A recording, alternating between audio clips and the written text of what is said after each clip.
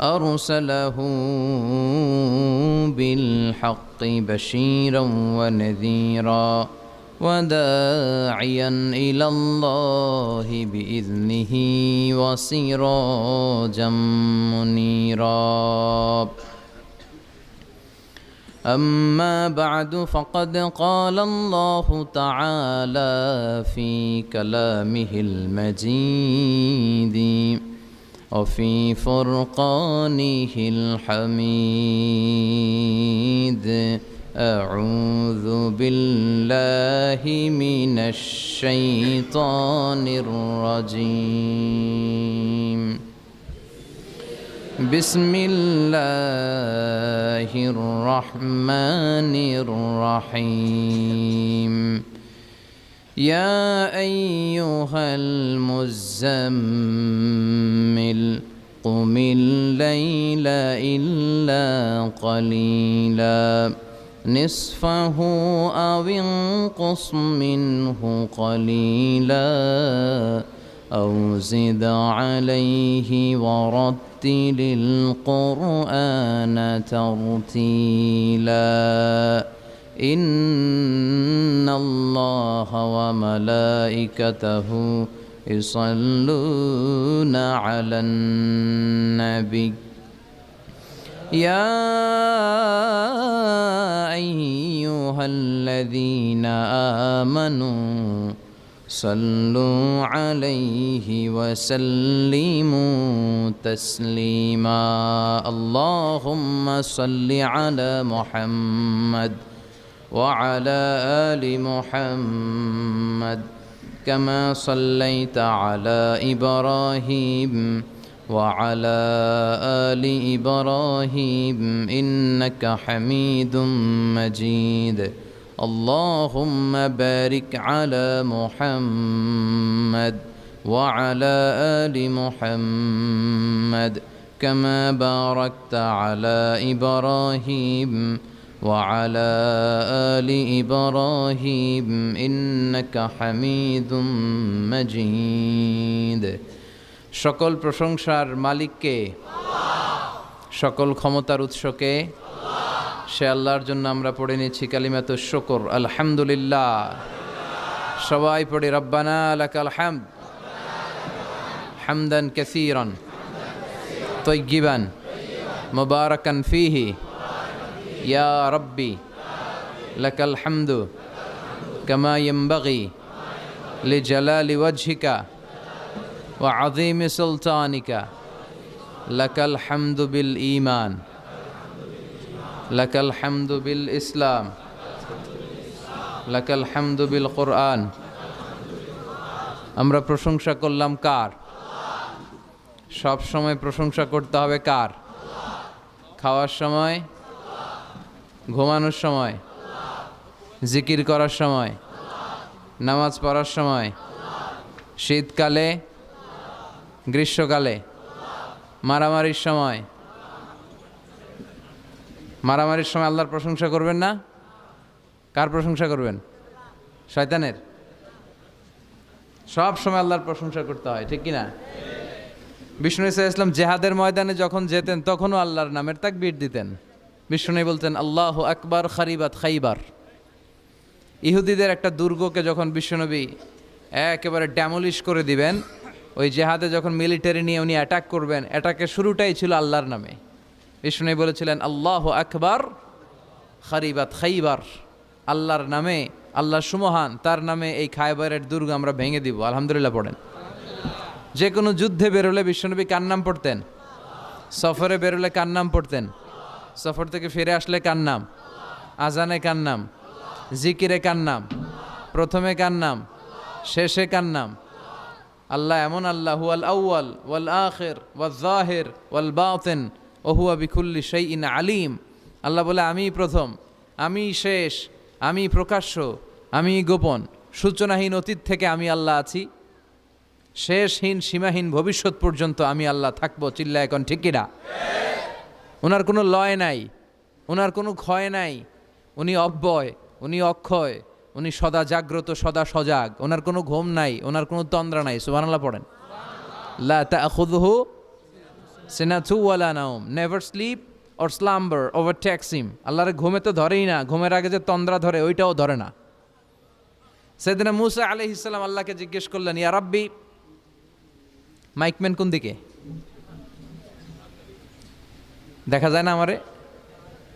আরেকটু সাউন্ডটা বাড়াতে হবে, তোমার সাউন্ডটা আরেকটু স্ট্রং করতে হবে। তোমার মাইকের নাম কি?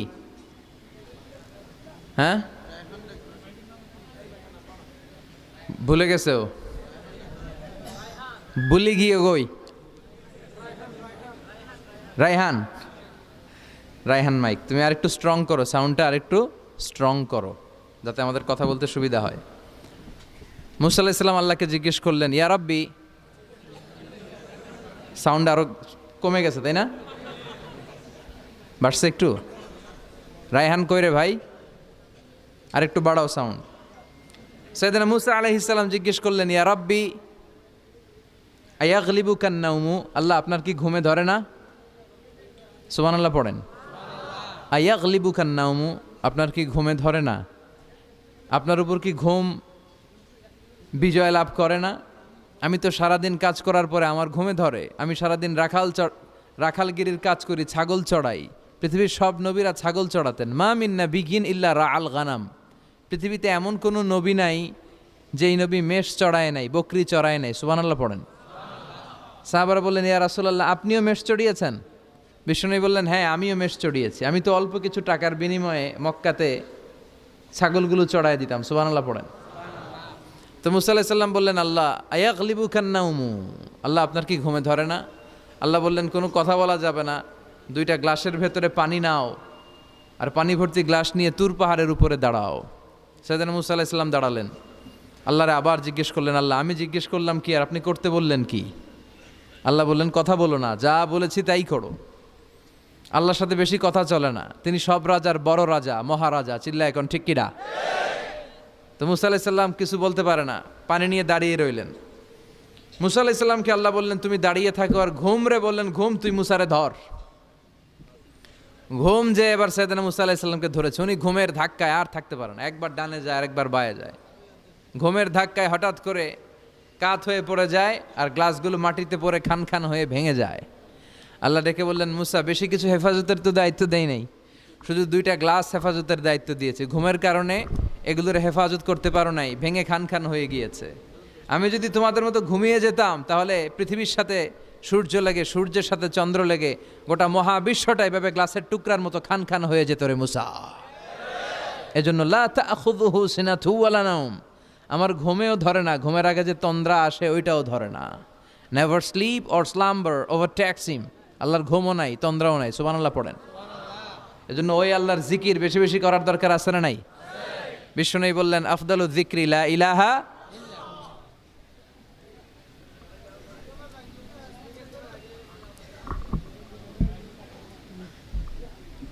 এটা লাগবে না, এটা আরো কয়েকটা দেন। 1 2 3 4 5 6 7 8 9টা হয়েছে মোট। কয়টা? আর নাই? আরেকটা দিলে 10টা হয়ে যাবে। তিলকা আশারাতুন কামিলা। আমরা দেখা যায়?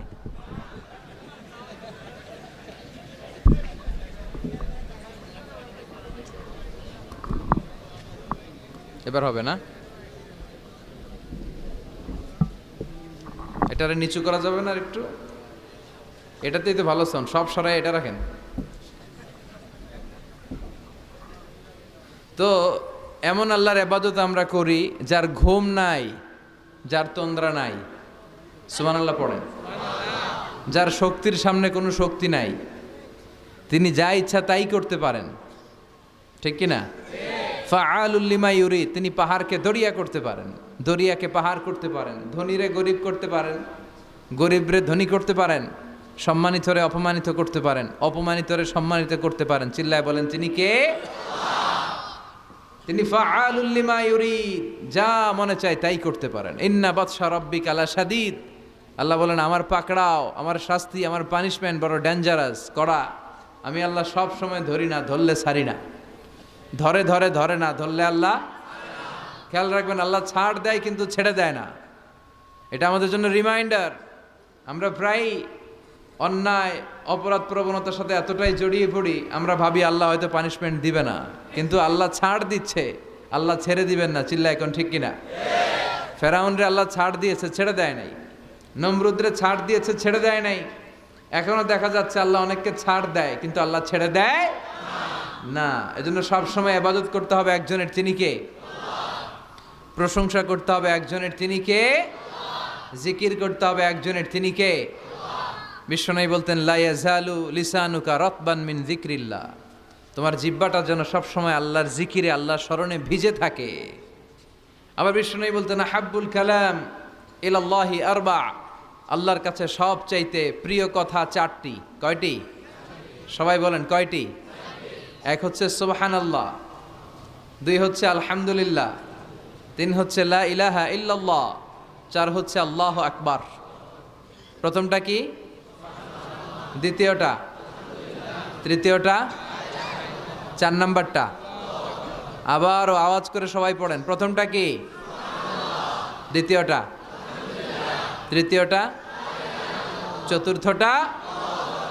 আহাব্বুল কালাম ইলাল্লাহি আরবা, আল্লাহর কাছে সবচাইতে প্রিয় কথা এই চারটা, সবচাইতে প্রিয় কথা। আর এই প্রতিটা কথার ভেতরে আল্লাহর নাম আছে না নাই? দেখেন, সুবহানাল্লাহ, আল্লাহ আছে। আলহামদুলিল্লাহ, লা ইলাহা ইল্লাল্লাহ, আল্লাহু আকবার, আছে না নাই? তার মানে জিকির করতে হলে ওই জিকিরের মধ্যে নাম থাকতে হবে কার? আল্লাহর নাম ছাড়া এদেশে অনেক জিকির আছে না নাই? লাফালাফি করে হুই হাই হুই হাই, হ্যাঁ, পেকুয়াতে আলহামদুলিল্লাহ, এগুলো বোধহয় নাই, কম। হ্যাঁ, জিকির হতে হবে তাদাররুআ ওয়া খুফিয়া, গোপনে, দুনাল জাহরি বিল কওল, চিৎকার চেঁচামেচি করে নয়। এদেশে অনেকে জিকিরও করে আবার বাসার আগায় উঠে যায়, আছে না নাই? আবার জিকির করতে করতে লাফাতে লাফাতে যিনি জিকির করে ওনার কাঁধের উপরে ওঠে, দেখছেন আপনারা? আমি এখন জিকির করাচ্ছি, তাসবিহ পড়াচ্ছি, আপনারা যদি লাফ দিয়ে আমার কাঁধে ওঠেন, আমি যাব কই? আল্লাহ রাসূল সাল্লাল্লাহু আলাইহি ওয়াসাল্লাম সাহাবাদেরকে নিয়ে তাসবিহ পড়ছেন, জিকির করছেন, কোন সাহাবারা লাফাতে লাফাতে খেজুর গাছের আগায়, এরকম পাওয়া যায়? অথবা সাহাবারা আবেগের চোটে লাফাতে লাফাতে আল্লাহ রাসূলের কাঁধের উপর, এরকম হয়েছে কোনোদিন? তাহলে এইরকম সিস্টেমে হুই হাই করে লাফালাফি করে কোনো ধরনের জিকির করা যাবে? জিকির করতে হবে হাতের কড়ায়, গুনে গুনে, ভদ্রভাবে। আব্দুল্লাহ ইবনে আমর ইবনে আস তিনি বর্ণনা করেন, রাআইতু রাসূলুল্লাহ সাল্লাল্লাহু আলাইহি ওয়াসাল্লাম ইয়াকিদু তাসবিহা বিয়ামিনি, আমি আল্লাহ রাসূলকে ডান হাতের গিড়ায় এভাবে আস্তে আস্তে তাসবিহ পড়তে দেখেছি। কোন হাতের গিড়ায়? নাকি বাম হাত? আমরা কোন পন্থী? সব নবীরা কোন পন্থী ছিল? জান্নাতে ঢুকবে কোন পন্থীরা? এজন্য ডানপন্থী হতে রাজি আছেন তো সবাই? ডান হাতের গিড়ায় তাসবিহ পড়বেন, রাজি আছেন? এইভাবে ডান হাতটা উঁচু করেন, এই আঙ্গুলটা এই এখানে ধরেন, ধরে এইভাবে পড়বেন, সুবহানাল্লাহ সুবহানাল্লাহ সুবহানাল্লাহ। এই আঙ্গুলের গিরা কিয়ামতের দিন আপনার পক্ষে সাক্ষী দিবে। আমরা যেন বেশি বেশি আল্লাহর জিকির করতে পারি, আল্লাহ তৌফিক দাও। আমরা যেন আল্লাহর শুকরিয়া বেশি বেশি করতে পারি, আল্লাহ তৌফিক দাও। বিশ্বনবী দোয়া করতেন, আল্লাহুম্মা জাআলনি সাবুরা ওয়া জাআলনি শাকুরা ওয়া জাআলনি ফি আইনি সগীরা ওয়া ফি আ'য়ুনিন নাসি কাবীরা। হে আল্লাহ, আপনি আমারে ধৈর্যশীল বান্দা বানান, আল্লাহ আপনি আমারে শুকরগুজার বানান, আল্লাহ আমার চোখে আপনি আমারে ছোট বানান, মানুষের চোখে আপনি আমারে বড় বানান। আমিন পড়েন। আমরা শুকরগুজার হতে চাই না, আমরা অভিযোগ করি বেশি, কমপ্লেইন, এইটা আল্লাহ আমার দিল না, ওইটা দিল না, এরকম অভিযোগ আছে না নাই? যে অবস্থানে আছে এটাতে খুশি না।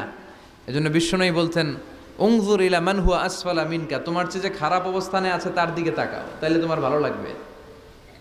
ওয়ালা তানজুর ইলা মান হুয়া আ'লা মিনকা, তোমার চেয়ে যে ভালো পজিশনে আছে ওর দিকে তাকিও না, যে খারাপ অবস্থানে আছে ওর দিকে তাকাও। তুমি তোমার অবস্থানে থেকে খুশি নাও, কিন্তু অনেকে আছে তোমার অবস্থানে পৌঁছার জন্য সে লড়াই করে যাচ্ছে আর সংগ্রাম চালিয়ে যাচ্ছে। তোমার জায়গাটাতে পৌঁছা, যেই জায়গায় বসে তুমি আল্লাহরে গালি দাও, তোমার ভাল লাগে না, ওই জায়গাটায় আসা বসা অনেকের কাছে স্বপ্ন, অনেকের কাছে স্বপ্ন। শেখ সাদি রাহিমাহুল্লাহ, ওনার একবার আর্থিক দৈন্যতা যাচ্ছিল। ইরানের বিখ্যাত কবি বালাগাল উলা বিকামালিহি এর রচয়িতা, টাকা নাই, পয়সা নাই, পায়ে দেওয়ার মতো জুতা নাই, তো মনে মনে আফসোস, হায়রে আমি এত বড় কবি, আমার পায়ে দেওয়ার মতো জুতা নাই। তো আফসোস করে ঘর থেকে বেরিয়ে দেখে একজন ভিক্ষুক ভিক্ষা করে, তার দুইটা পাই নাই। শেখ সাদির পায়ে জুতা নাই, শেখ সাদির পায়ে কি নাই, আর ভিক্ষুকের কি নাই, পাই নাই। উনি সেজদায় পড়ে গেলেন, আল্লাহরে বললেন, আল্লাহ শুকর, আলহামদুলিল্লাহ, অনেক ভালো আছি, অনেক সুখে আছি। এজন্য আপনার যে খারাপ অবস্থা না আছে ওর দিকে একটু তাকান। ঠিক যে মুহূর্তে আমরা এখন কি সুন্দর, শীত না গরম না, ওয়েদারটা খুব চমৎকার না?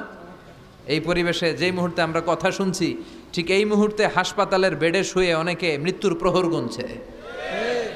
অনেকের ক্যান্সার, যার নেই কোনো অ্যান্সার, তার প্রতিটা সেলের ভিতরে জ্বালা। আমি টাকা চাই, পয়সা চাই, কত কিছু চাই, এটা লাগবে, ওইটা লাগবে, এটা চাই, ওইটা চাই। হাসপাতালের ওই ক্যান্সারের রোগীটা কিচ্ছু চায় না, ও শুধু বাঁচতে চায়। ও কি চায়? ও শুধু বাঁচতে চায়। এজন্য চাহিদার কোনো শেষ নাই। আল কানাআতু মিনাল ইসলাম, অল্পে তুষ্ট থাকার নাম ইসলাম। অল্প খাবো, অল্প পড়বো, অল্প জমাবো, অল্পের ভেতরে বরকত দিয়েছে কে? আর সবসময় শুকরিয়া করবো কার?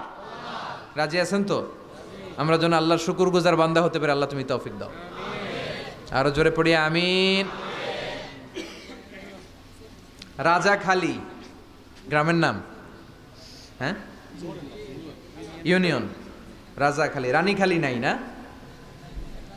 বহুমুখী বেশারাতুল উলুম ইসলামিয়া ফাজিল স্নাতক মাদ্রাসার উদ্যোগে 69তম বার্ষিক সভা। ওরে আল্লাহ, অনেক আগের প্রোগ্রাম। আমাদের এখানে অনেকের বয়সই তো 69 হয় নাই। কথা বলেন। এই প্রোগ্রামটা কিয়ামত পর্যন্ত এখানে জারি থাক, আমরা চাই কি চাই না? আমরা আল্লাহর কাছে কামনা করি, আল্লাহ আমাদের আজকের প্রোগ্রামটা তুমি আমাদের নাজাতের ওসিলা বানাও। এখানে যেমনি আমরা একত্রিত হতে পেরেছি, জান্নাতেও যেন আমরা একসাথে থাকতে পারি, তুমি তৌফিক দাও। আমরা সবাই জান্নাতে যেতে চাই। কোথায় যেতে চাই? চিল্লায় বলেন, কোথায়? লা ইয়াস্তাবি আসহাবুন নার ওয়া আসহাবুল জান্নাহ, আসহাবুল জান্নাতি হুমুল ফাইজুন। যারা জান্নাতে যাবে আর যারা জাহান্নামে যাবে, তারা কি কখনো সমান হতে পারে? The people of paradise and the people of hellfire, they never be equal ever. The people of paradise and heaven, they gain the ultimate success in life. যারা জান্নাতি তারাই আসল সফলতা অর্জন করেছে, দুনিয়াতেও সফল, আখেরাতেও সফল। চিল্লায় বলেন ঠিক কি না? এখন the decision is yours, সিদ্ধান্ত আপনার যে আপনি কই যাবেন। আপনি কই যেতে চান, জান্নাতে না জাহান্নামে? আল্লাহ আমরা যেন জান্নাতেও এরকম একত্রিত হতে পারি, তুমি তৌফিক দাও। আমরা যে বইটা থেকে আজকে কিছু সময় কথা শুনবো, আওয়াজ করে বলেন তো বইটার নাম। আরো জোরে বলেন, কি নাম? এই বইয়ে কোনো ভুল আছে? সন্দেহ আছে? সংশয় আছে? এই বইয়ের সাথে সম্পর্ক জোরদার করার দরকার আছে না নাই? এই বইটা কিয়ামতের দিন সুপারিশকারী হবে। বিষ্ণু বলেছেন, ইকরাউল কুরআন ফাইন্নাহু ইয়াতি ইয়াউমাল কিয়ামাতি শাফিআন লিআসহাবি। বেশি বেশি কোরআনের তেলাওয়াত করো, কারণ এই কোরআন কিয়ামতের দিন তোমাদের জন্য সুপারিশকারী হবে। কোরআন যদি আপনার পক্ষে আল্লাহর কাছে সুপারিশ করে, আল্লাহ এই সুপারিশ ফেলে দিতে পারবে? পররাষ্ট্রমন্ত্রী যদি মাননীয় প্রধানমন্ত্রীর কাছে কোনো বিষয়ে সুপারিশ করে, রেকমেন্ডেশন করে, মাননীয় প্রধানমন্ত্রী এই সুপারিশকে কি রিজেক্ট করতে পারবে? কথা বলেন। এজন্য কোরআনের সুপারিশ আমরা চাই কি চাই না? এটা এমন একটা কিতাব যেই কিতাবে কোনো ভুল নাই। যালিকাল কিতাব লা রাইবা ফি হুদাল লিল মুত্তাকিন। This is the book, the most authentic and original book, reliable book in the world, whereof there is no doubt in it and a guidance to those who are muttaqin. এই বইটা এমন বই যে বইয়ে কোনো ভুল নাই, কোনো সন্দেহ নাই। মুত্তাকিনদের জন্য পথ প্রদর্শনকারী হিসেবে বইটারে নাজিল করেছে কে? এই বইটার যেখান দিয়ে পড়েন হেদায়েত আছে না নাই? রহমত আছে না নাই?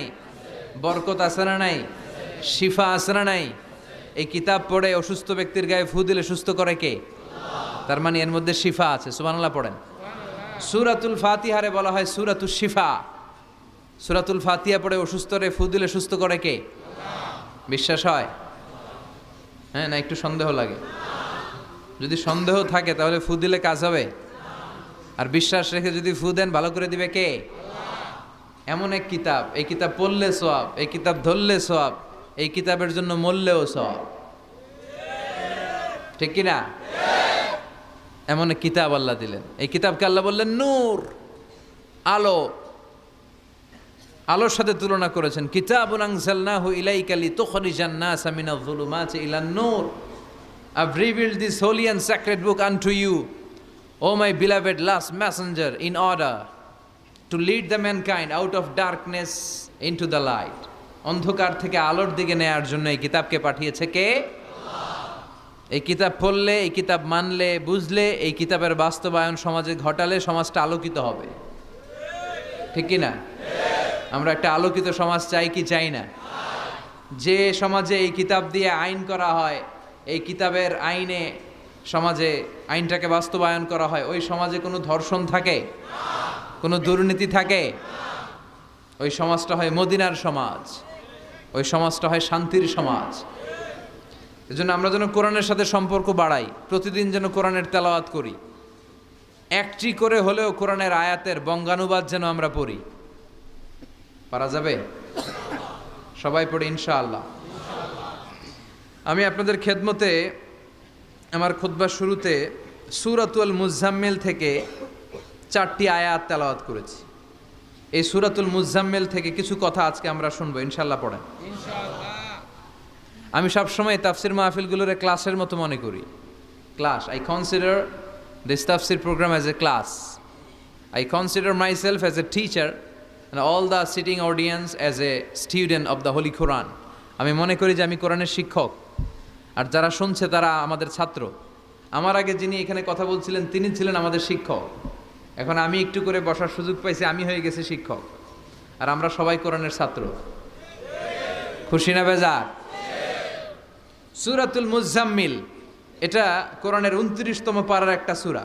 কততম পারার? এই সূরার আয়াত সংখ্যা 20। আয়াত সংখ্যা কত? এই সূরাটি মাক্কি সূরা। কি সূরা? আচ্ছা, এবার আমি প্রশ্ন করি, আপনারা উত্তর করেন। সূরাতুল মুজাম্মিল কত পারার সূরা? আয়াত সংখ্যা? সূরাটি মাদানী? হ্যাঁ, মাক্কি সূরা। আলহামদুলিল্লাহ পড়েন। এই সূরাটি আল্লাহ তাআলা বিশ্বনবীর নামে ডেডিকেট করেছেন। কার নামে? বিশ্বনবীর অনেকগুলো সুন্দর সুন্দর নাম আছে, শুধু মুহাম্মদ সাল্লাল্লাহু আলাইহি ওয়াসাল্লাম এটাই ওনার নাম নয়, এটা ছাড়াও ওনার অনেক নাম আছে। ওনার একটা নাম আছে আহমদ। কি নাম? ইয়াতি মিন বাদি ইসমুহু আহমদ। মুহাম্মদ ওনার নাম, আহমদ ওনার নাম, তাহা ওনার নাম, মুজাম্মিল এটা ওনার একটা নাম, মুদ্দাসসির এটা ওনার একটা নাম, আবুল কাসেম এটার ওনার একটা নাম, কুনিয়াত। তো বিশ্বনবীর নামে এই সূরাটাকে ডেডিকেট করেছে কে? বিশ্বনবীকে আল্লাহ তাআলা এই সূরার ভেতরে অনেকগুলো ইনস্ট্রাকশন, গাইডলাইন দিয়েছে, পথ নির্দেশিকা। এগুলো আমাদের জীবনেও কাজে লাগবে, ঠিক কিনা? তো এই আল মুজাম্মিল বিশ্বনবীর নামে ডেডিকেট করা একটি সূরা। আবার এই নামে আমাদেরও অনেকের নাম পাওয়া যায়, আছে না নাই? এখানে মুজাম্মিল ভাই কে কে আছে দেখি? মুজাম্মিল কেউ আছে মুজাম্মিল নামে? আছে তো, মাশাআল্লাহ। আল্লাহ মুজাম্মিল ভাইদেরকেও তুমি কবুল করো। তো এই সূরার একটা কেন্দ্রীয় আলোচক বিষয় আছে, central subject matter, central theme of the সূরা আল মুজাম্মিল। এই পুরো 20টা আয়াতে আল্লাহ কি বুঝাতে চাইলেন, আগে সংক্ষেপে এটা আমি বলি। এই পুরো সূরার ভেতরে কেন্দ্রীয় যে আলোচ্য বিষয়টা আল্লাহ আমাদেরকে জানাতে চাইলেন সেটা হচ্ছে আমাদেরকে যে কোনো কাজে নামার আগে নিজেকে প্রস্তুত করে নিতে হবে। বুঝতে পেরেছেন? You have to take huge preparation for a successful mission. আপনি যদি কোনো মিশনে নামতে চান, আপনাকে you have to take preparation, you have to be prepared. নিজেকে প্রস্তুত করে নিতে হবে। বিশ্বনবীকে আল্লাহ তাআলা বড় একটা মিশনে নামাবেন, নবুয়তির মিশন, দাওয়াতি কাজের মিশন, আল্লাহর জমিনে আল্লাহর দ্বীনকে বাস্তবায়নের মিশন, পৃথিবীর বুকে কালিমার পতাকা গেড়ে দেওয়ার মিশন। চিল্লা এখন ঠিক কিনা? তো এত বড় মিশন যে নবী পালন করবে, ওই নবীর প্রিপারেশনের দরকার আছে না নাই? তাহলে এই পুরো সূরার মূল কথা হচ্ছে প্রিপারেশন ফর এ মিশন, মিশনের জন্য প্রস্তুতি গ্রহণ করা। Good preparation is a prerequisite for a successful mission. আপনি যদি একটা মিশনে সফল হতে চান, আপনাকে প্রস্তুতি নিতে হবে। কে নিতে হবে? সবাই বলেন। প্রিপারেশন নিতে হবে। প্রিপারেশন যদি ভালো হয়, কাজের ফলাফলও। প্রিপারেশন যদি খারাপ, ফলাফলও। পরীক্ষার আগে যদি প্রিপারেশন ভালো হয়, গোল্ডেন এ প্লাসের সম্ভাবনা আছে না নাই? ইলেকশনের আগে যদি ভালো প্রস্তুতি নেয় জয়লাভ করার সম্ভাবনা আছে না নাই? সব কাজে প্রিপারেশন লাগে। এই যে আমরা প্রতিদিন সালাত পড়ি, নামাজ আদায় করি, প্রস্তুতি লাগে না? কি প্রস্তুতি লাগে? অজু করা লাগে, ঠিক কি না? ইয়া আইয়ুহাল্লাযীনা আমানু ইযা কুমতুম ইলাস সালাতি ফাগসিলু ওয়ুজুহাকুম ওয়া আইদিয়াকুম ইলাল মারাফিক ওয়ামসাহু বিরুউসিকুম ওয়া আরজুলাকুম ইলাল কা'বাইন। সুবহানাল্লাহ পড়েন। আল্লাহ ডেকে বললেন, গোলাম যখন নামাজে যাবা নামাজের প্রস্তুতি নাও। কথাটা কার? আগে চেহারা ধৌত করো, হাত দুইটা কনুই পর্যন্ত ধৌত করো, তারপরে মাথা মাসে করো, তারপর পা ধৌত করো, তারপরে সালাত কায়েম করতে যাও। তার মানে সালাত একামাতুস সালাত প্রতিষ্ঠার আগে আপনাকে প্রস্তুতি নিতে হবে। নামাজে যাওয়ার আগে অজু করা লাগবে, ঠিক কিনা? আবার জুমার নামাজে আপনি যাবেন, এই জুমার নামাজে যাওয়ার আগে প্রস্তুতি আছে না নাই? কি প্রস্তুতি আছে? গোসল করা লাগে, ঠিক কিনা? আতর মাখা লাগে, সুন্দর পারফিউম দেওয়া লাগে, তারপর জুমার খুতবা শোনার জন্য মসজিদে আগে আগে যাওয়া লাগে, ঠিক কিনা? তার মানে নামাজের আগে প্রস্তুতি লাগে, জুমার সালাতের আগে প্রস্তুতি লাগে, আবার রোজার আগেও প্রস্তুতি আছে না নাই? বিশ্বনবী রমাদান আল মুবারক আসার 2 মাস আগ থেকে প্রস্তুতি নিতেন। বিশ্বনবী দোয়া করতে শুরু করতেন রজব মাস থেকে, আর আল্লাহর কাছে বলতেন, আল্লাহুম্মা বারিক লানা ফি রজব ওয়া শাবান ওয়া বাল্লিগনা রমাদান। রজব শাবানে বরকতে দাও, রমজান মাসে গুনাহ ঝরাও। সপ্তাহ জুড়ে তুমি বরকতে দাও, জুমার দিনেতে গুনাহ ঝরাও। রজব শাবানে বরকতে দাও, রমজান মাসে গুনাহ ঝরাও। চিল্লায় পড়েন আমিন। রমজান আসার 2 মাস আগে বিশ্বনবী রজব মাস থেকে রমজানের প্রস্তুতি নিতেন। আল্লাহু আকবার। আর পড়তেন, আল্লাহুম্মা বারিক লানা ফি রজব ওয়া শাবান। ও আল্লাহ, রজব আর শাবান মাসে আপনি বরকত দেন, ওয়া বাল্লিগনা রমাদান, রমজান মাসে পৌঁছে দেন। এখন যে মাসটা চলতেছে এটা কি মাস? হ্যাঁ, তাহলে রমজানের প্রস্তুতি নেওয়ার দরকার আছে না নাই? রমজানের 2 মাস আগ থেকে উনি প্রস্তুতি নিতেন। এরপরে ঈদ আসার আগে রমজানের প্রস্তুতি আছে না নাই? ও মন রমজানের ওই রোজার শেষে এলো খুশির ঈদ, তুই আপনাকে আজ বিলিয়ে দে শোন আসমানি তাকি, তোর সোনা দানা বালাখানা সব রাহে লিল্লা, দে জাকাতে মুর্দা মুসলিমের আজ ভাঙাইতে নিত। পড়েন, রমজানের ওই রোজার শেষে এলো খুশির ঈদ, তুই পড়বি দের নামাজের মন সেই ঈদ গাহে, যে ময়দানে সব গাজী মুসলিম হয়েছে শহীদ। রমজানের ওই রোজার শেষে এলো খুশির ঈদ। আলহামদুলিল্লাহ পড়েন। তার মানে নামাজের আগে প্রস্তুতি লাগে, রোজার আগে প্রস্তুতি লাগে, ঈদের আগেও প্রস্তুতি লাগে। এরপরে হজ যদি পালন করতে চান তারও প্রস্তুতির দরকার আছে না নেই?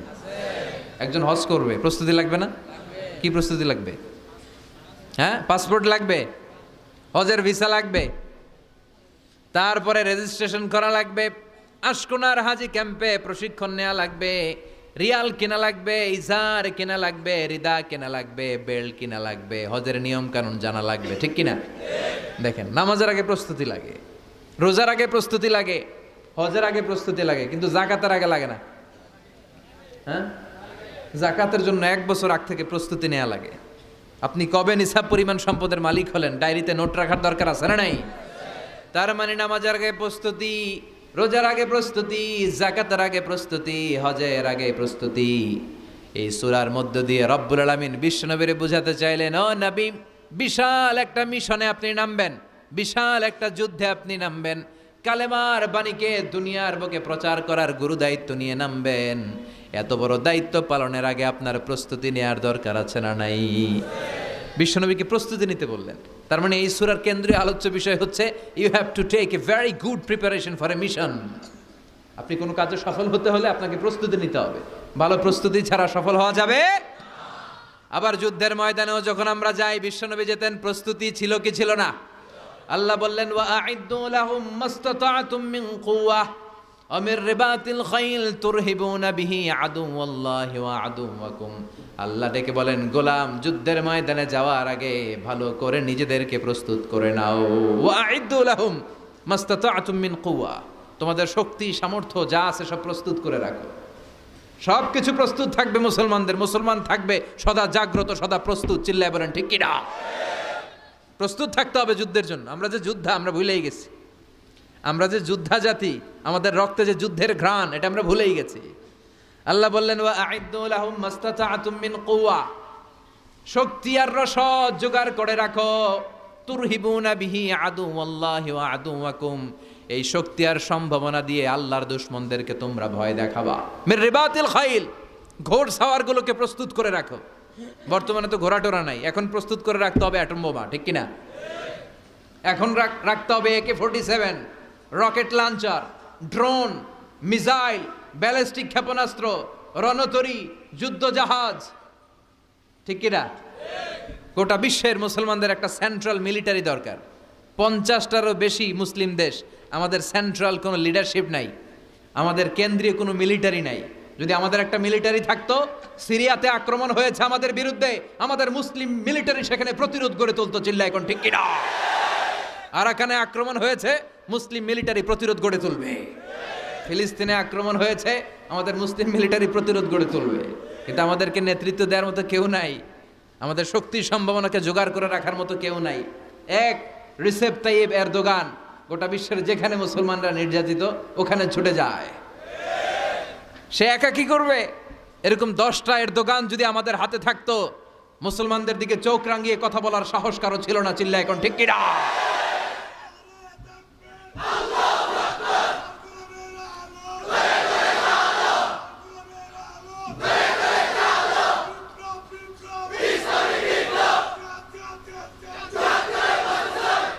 ওয়া'আইদ্দু লাহুম মাসতাতা'তুম মিন কুওয়াহ, ও নবী, শক্তি সম্ভাবনা সব কিছু জোগাড় করে রাখেন। মুসলমান থাকবে সদা প্রস্তুত, সদা সজাগ।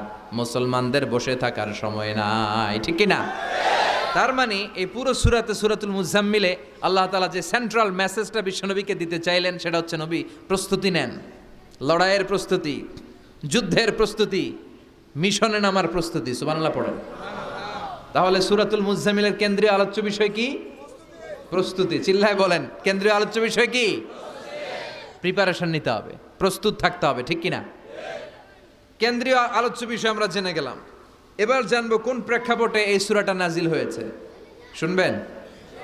মনোযোগ আছে না গেছে? কথা বুঝতে পারতেছেন তো?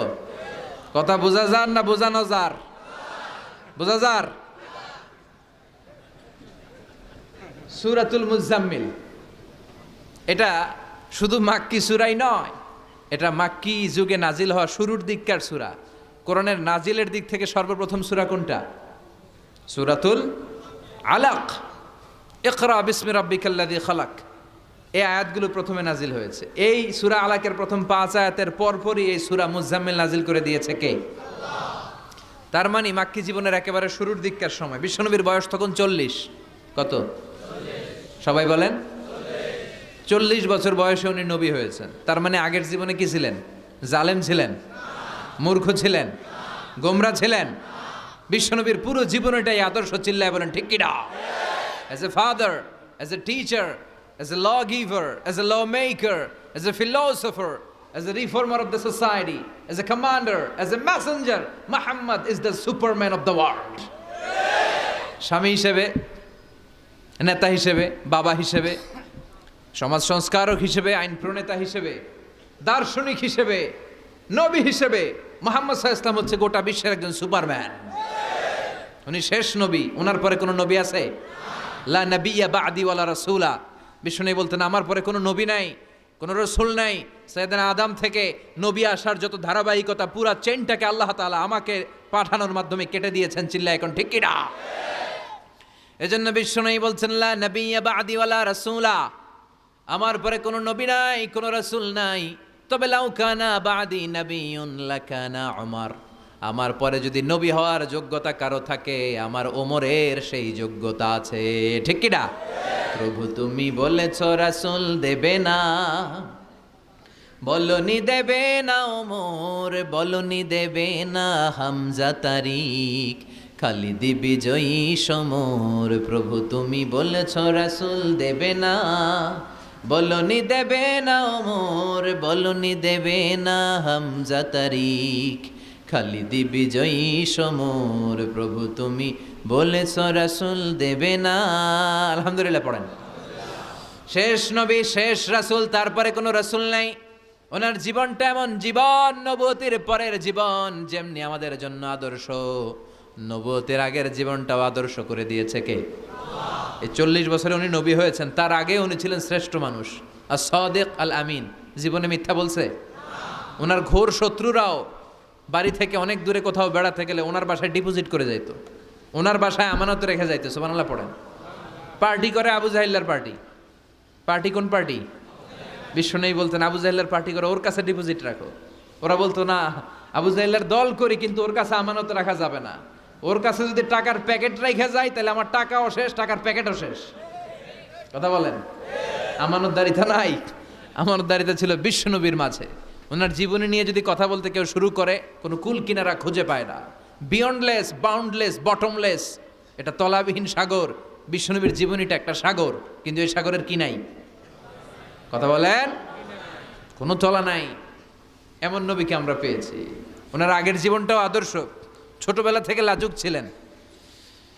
হালিমাতুস সাদিয়া বিশ্বনবীর দুধমা, উনি বলেন 5 বছর এই কুরাইশি মোহাম্মদকে আমি লালন পালন করেছি, একদিনও ছেলেটারে কাঁদতে দেখি নাই। ক্ষুধা লাগলেও কাঁদে না, ব্যথা পেলেও কাঁদে না। কিন্তু লজ্জাস্থানের জায়গা থেকে এই শিশু মোহাম্মদের কাপড়টা একটু সরে গেলে ছোট্ট মোহাম্মদ চিৎকার দিয়ে ওঠে। কি নবী ছিলেন!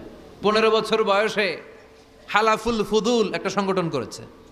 হালাফুল ফুদুল, যেটাকে বাংলা আমরা বলি হিলফুল ফুজুল, আসলে শব্দটা হালাফুল ফুদুল। হালাফ মানে শপথ, টু টেক এন ওথ, শপথ নেয়া। ফুদুল হচ্ছে ভালো কাজের উপর।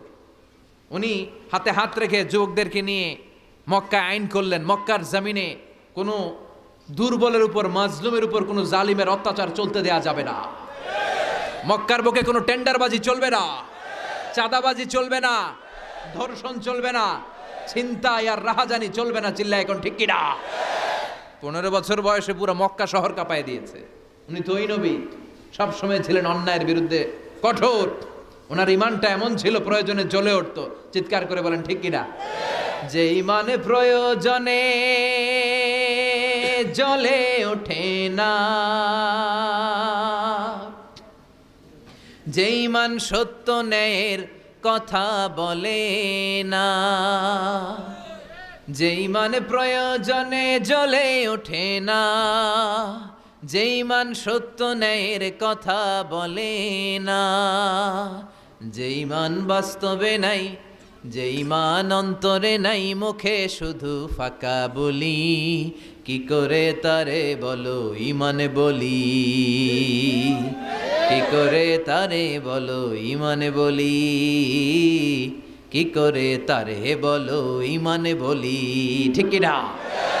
ওনার ইমানটা ছিল এমন ইমান, প্রয়োজনে জ্বলে উঠতো ইমানের তেজে। উনি ছিলেন ওই নবী। 40 বছরের আগের জীবনও যেমন, পরের জীবনও তেমন। সুবহানাল্লাহ পড়েন। তো বিশ্বনবী 40 বছর বয়সে ওহী পেলেন। ওনার ওহীর সূচনাটা ছিল আর রুইয়া আস-সালেহা, সত্য স্বপ্ন। বুখারীর প্রথম বাবটা হচ্ছে বাব কাইফা কানা বাদউল ওয়াহি ইলা রাসূলিল্লাহ। আল্লাহ রাসূলের কাছে ওহীর সূত্রপাতটা কেমন হয়েছে শুনবেন। সর্বপ্রথম ছিল স্বপ্ন। উনি রাতে সুন্দর সুন্দর স্বপ্ন দেখতেন। আমরা স্বপ্ন দেখি না? কি স্বপ্ন দেখেন? মারামারি, হরতাল, হ্যাঁ, টাকা। আর কি দেখো তোমরা? জিহাদি। তো বিশ্বনবী স্বপ্ন দেখতেন আর রুইয়া আস-সালেহা, সত্য সুন্দর স্বপ্ন। আর রাতের বেলা বিশ্বনবী যাই স্বপ্নে দেখতেন, দিবালোকের আলোর ন্যায় সকালে এটা সুস্পষ্ট হয়ে যেত। চিল্লা এখন সুবহানাল্লাহ। কারণ নবীদের স্বপ্নটা ওহী। নবীদের স্বপ্নটা কি? নবীদের স্বপ্ন যদি ওহী না হতো তাহলে একটা স্বপ্নের উপর ভিত্তি করে সাইয়েদনা ইব্রাহিম আলাইহিস সালাম ছেলের গলায় ছুরি চালাতেন না। এটা ওহী ছিল, এটা আল্লাহর পক্ষ থেকে স্পেশাল অর্ডার ছিল। চিল্লায় বলেন ঠিক কি না? তার মানে বিশ্বনবীর জীবনে প্রথম ওহির সূত্রপাত হয়েছে স্বপ্ন দিয়ে। তারপরে বিশ্বনবীর কাছে নিঃসঙ্গতা নির্জনতাকে প্রিয় করে দিল কে? বিশ্বনবীর মানুষের সাথে তখন কথা বলতে ভাল লাগে না, একা একা থাকতে ভাল লাগে, একা একা ইবাদত করতে ভাল লাগে। বিশ্বনবী হেরা পাহাড়ে চলে গেলেন। কোথায়? মক্কা থেকে উত্তর দিকে 634 মিটার উঁচু ওই পাহাড়ে যে আত্তা আবুদাল্লাহ আলী রাত্রিবেলা তিনি ধ্যান করতেন, মেডিটেশন করতেন, চোখ বন্ধ করে স্রষ্টার অস্তিত্বকে খুঁজতেন। খুঁজতে খুঁজতে খুঁজতে 40 দিন ধ্যান করার পরে, 40 দিন আধ্যাত্মিকতার এই চর্চা করার পরে ফাজাহুল হক, সত্য বিশ্বনবীর কাছে এসে ধরা দিল। সাইয়েদনা জিব্রাইল চলে আসলেন, এসে বললেন, ইয়া মুহাম্মদ ইকরা, পড়ো। জান্নাতের একটা রেশমি কাপড়ে সূরাতুল আলাকের 5 আয়াত লেখা, রেশমি কাপড়ের ভেতরে ওই রেশমি কাপড়টা ধরে বিশ্বনবীকে বললেন। এই প্রথম বিশ্বনবী সাইয়েদনা জিব্রাইলকে দেখলেন আর বললেন, ইয়া মুহাম্মদ ইকরা, পড়ো। বিশ্বনবী বললেন, মা আনা বিকারি, আমি পড়তে পারি না। সুবহানাল্লাহ পড়েন। কারণ বিশ্বনবী ছিলেন না নবী আল উম্মি, নিরক্ষর নবী, ওনার অক্ষর জ্ঞান ছিল না। আলিফ বা তা সা কোনটারে জিম বলে কোনটারে সদ বলে বিশ্বনবী চিনতেন না, লিখতে জানতেন না। তিনি ছিলেন নিরক্ষর, কিন্তু মূর্খ না। নিরক্ষর এক জিনিস, মূর্খ আরেক জিনিস। অক্ষর জ্ঞান নাই কিন্তু জ্ঞান আছে। কারণ বিশ্বনবী বলতেন, আদ্দাবানি রব্বি ফা আহসানা তা'দিবি, আমি পৃথিবীর কোনো ইউনিভার্সিটি থেকে ডিগ্রি নেয় নাই, কেউ আমারে শিখায় নাই, স্বয়ং আরশের উপর থেকে আমারে শিক্ষা দান করেছে কে? তাই আমার শিক্ষার মতো শিক্ষা পৃথিবীর কারো শিক্ষা হতে পারে। সাইয়েদনা জিব্রাইল বললেন, ইয়া মুহাম্মদ ইকরা, পড়ো। বিশ্বনবী ফেল রইলেন, অক্ষর চিনে না, পড়বে কেমনে? বিশ্বনবী বলেন, মা আনা বিকারি, আমি জানি না কেমন করে পড়তে হয়। ফাআখাযানি ফাগাত্তানি হাত্তা বালাগা মিন্নি আল জাহাদ। বিশ্বনবী পড়তে জানেন না। যখন বললাম আমি পড়তে পারি না, সাইয়েদনা জিব্রাইল বিশ্বনবীকে জড়িয়ে ধরলেন, বুকের মধ্যে জড়িয়ে ধরে যত জোর ছিল বিশ্বনবীকে একটা চাপ দিলেন। বিশ্বনবী বললেন, চাপের চোটে আমি আমার বুকের ভেতরে ব্যথা পেলাম। ফারসালানি, আমাকে ছেড়ে দিল। ছেড়ে দিয়ে আবার কয়, পড়েন, ইকরা, read in the name of your lord. বিশ্বনবীর আগের কথা, আমি পড়তে জানি, মা আনা বিকারি। সাইয়েদনা জিব্রাইল আবার জড়িয়ে ধরলেন, আবার চাপ দিলেন। বিশ্বনবী বললেন, ব্যথা পেলাম। আবার জিব্রিল বিশ্বনবীরে বললেন, পড়েন। বিশ্বনবী আগের কথাই বলে, আমি পড়তে পারি না। আবার চাপ দিলেন। 3 বার চাপ দেওয়ার পরে সাইয়েদনা জিব্রাইল বললেন, নবী এবার আপনি পড়েন। বিশ্বনবী এবার পড়তে আরম্ভ করলেন, ইকরা বিসমি রাব্বিকাল্লাযী খালাক খালাকাল ইনসানা মিন আলাক ইকরা ওয়া রাব্বুকাল আকরাম الذي علم بالقلم علم الإنسان ما لم يعلم। পড়েন আল্লাহু আকবার। 3 বার চাপ দেওয়ার পরে বিশ্বনবী পড়তে আরম্ভ করলেন। সাইয়েদনা জিব্রাইল এই 5টা আয়াত দিয়ে উধাও হয়ে গেল। এবার হেরা গুহার ভেতরে কেউ নাই, সাইয়েদনা জিব্রাইল নাই, 5টা আয়াত দিয়ে চলে গেলেন।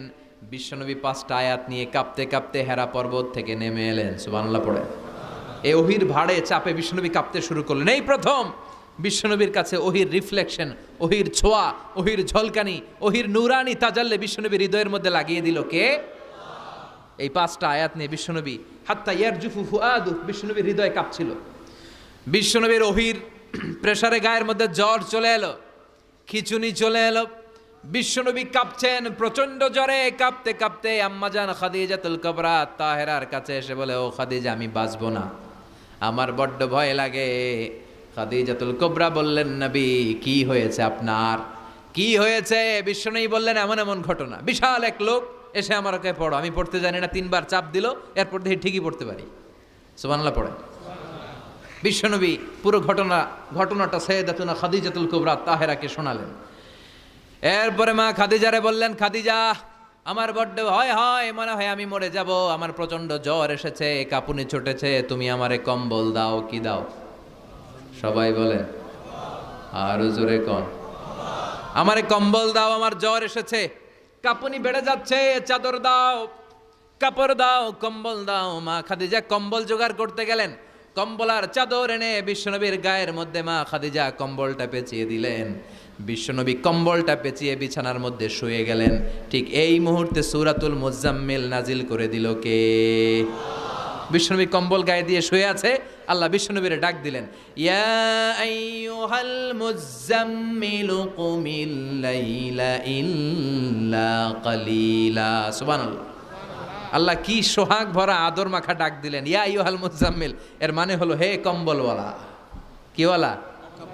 হে কম্বলওয়ালা নবী, মানে হে কমলিওয়ালা নবী। কি নবী? কমলি। হে রাহতে হেলে দুলে নুরানি তনু ওকে আসে হায়, সারা দুনিয়ার হেরে মেরে পর্দা খুলে খুলে চায়, সে যে আমার কমলিওয়ালা কমলিওয়ালা। তার ভাবে বিভোল রাঙা পায়ের তলে, পর্বত জঙ্গল টল মল টলে, খুরমা খেজুর বাদাম জাফরানি ফুল ঝরে ঝরে যায়, সে যে আমার কমলিওয়ালা কমলিওয়ালা। সুবহানাল্লাহ পড়েন। বিশ্বনবীর আল্লাহ ডাক দিলেন, ও কমলিওয়ালা নবী, ও কম্বলওয়ালা নবী, দাঁড়ান। বিশ্বনবী কাঁপছিলেন জ্বরের চোটে, খিচুনির চোটে, কম্বল গায়ে দিয়ে শুয়ে রইলেন। আল্লাহ নাজিল করলেন, ইয়া আইয়ুহাল মুজাম্মিল, ও কম্বলওয়ালা। ইয়া আইয়ুহাল মুজাম্মিল মানে কি? ও কম্বলওয়ালা, ও কম্বলওয়ালা, ও চাদরওয়ালা, কুম, স্ট্যান্ড আপ, স্ট্যান্ড আপ। যে দায়িত্ব দিছি এখন শোয়া যাবে না, দাঁড়ান। ওই যে বিশ্বনবী দাঁড়ালেন, আর বসার সুযোগটা পায় নাই। মরার আগ পর্যন্ত আর বসার সুযোগ পায় নাই, শ্বাস নেওয়ার সুযোগ পায় নাই, পিছনের দিকে তাকানোর সুযোগ পায় নাই। চিল্লায় বলেন ঠিক কিনা? অনেক শয়তানি হাত ছানিয়ে এসেছে, দফায় দফায় নবীর সাথে বৈঠক হয়েছে। বিশ্বনবীকে মক্কার কাফিরেরা 3 দফা দিল।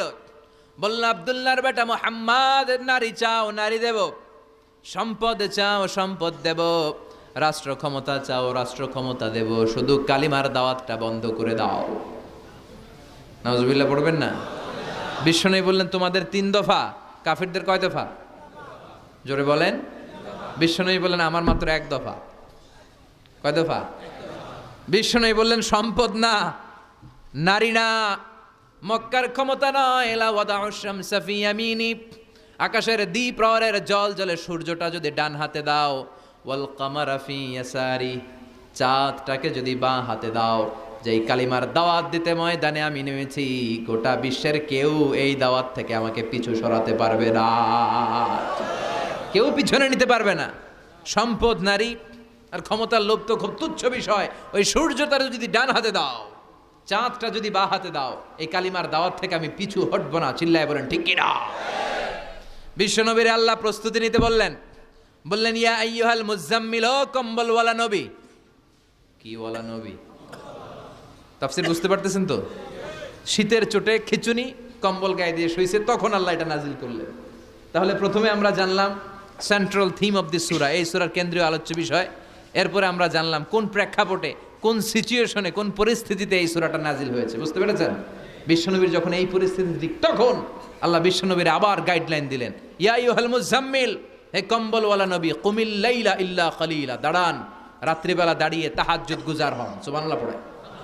এই সূরার ভেতরে রব্বুল আলামিন বিশ্বনবীকে প্রস্তুত করে তোলবার জন্য, বিশ্বনবীকে নবুয়তের দায়িত্ব পালন করানোর জন্য, মিশনে নামানোর জন্য বিশ্বনবীকে সর্বমোট 60টা বিষয়ে প্রশিক্ষণ নিতে বলেছেন। জোরে কোন কয়টা? সবাই কোন? চিল্লায় বলেন কয়টা? প্রস্তুতি নেওয়ার জন্য 7টা বিষয়ে বিশ্বনবীকে ট্রেন আপ করেছেন, প্রশিক্ষণ নিতে বলেছেন। আমরা একটা একটা করে 7টাই আজকে শুনবো। বিশ্বনবীকে আল্লাহ তাআলা 7টা বিষয়ে প্রশিক্ষণ নিতে বললেন। কয়টা? কারণ সামনে অনেক গুরু দায়িত্ব। 1 নাম্বার প্রশিক্ষণ হচ্ছে, ইয়া আইয়ুহাল মুজাম্মিল, হে কম্বলওয়ালা নবী, কুমিল লাইলা ইল্লা কলিলা, দাঁড়ান, দাঁড়িয়ে রাত্রে তাহাজ্জুদের নামাজ পড়েন। কিসের নামাজ? তাহাজ্জুদের জায়নামাজে মরণ দিও প্রভু আমায়, একামতে দিনের কাজে কবুল করে নিও আমায়। তাহাজ্জুদের জায়নামাজে মরণ দিও প্রভু আমায়, একামতে দিনের কাজে কবুল করে নিও আমায়। পড়েন আমিন। তাহলে বিশ্বনবীকে প্রথম যে প্রশিক্ষণ আল্লাহ দিলেন সেটা হচ্ছে তাহাজ্জুদের সালাতের প্রশিক্ষণ। কিসের? রব্বুল আলামিন বললেন, ইয়া আইয়ুহাল মুযাম্মিলু কুমিল লাইলা ইল্লা কলিলা। ও নবী, রাত্রি বেলায় দাঁড়ান, পুরো রাত ব্যাপী তাহাজ্জুদ পড়েন। নিসফাহু, রাতের অর্ধেক সময় তাহাজ্জুদ পড়েন। আও ইনকুস মিনহু কলিলা, অথবা তার চেয়েও কিছু কম পড়েন। আও জিদা আলাইহি, অথবা তার চাইতেও বেশি পড়েন। ও নবী, রাত্রিবেলা দাঁড়িয়ে তাহাজ্জুদের সালাত পড়েন। কিসের সালাত? তাহলে বিশ্বনবীকে মিশনে সফল হওয়ার জন্য সর্বপ্রথম যে ডিরেকশন আল্লাহ দিলেন সেটা হচ্ছে তাহাজ্জুদের ডিরেকশন। কিসের? তাহাজ্জুদ পড়েননি আপনারা? পড়েন? হ্যাঁ হুজুর, ফজর নামাজই তো পড়ি না। কি পড়ি না? তাহাজ্জুদ তো তাদের যারা ফজর পড়ে, যারা ফজরই পড়েন ওরা আবার কি তাহাজ্জুদ?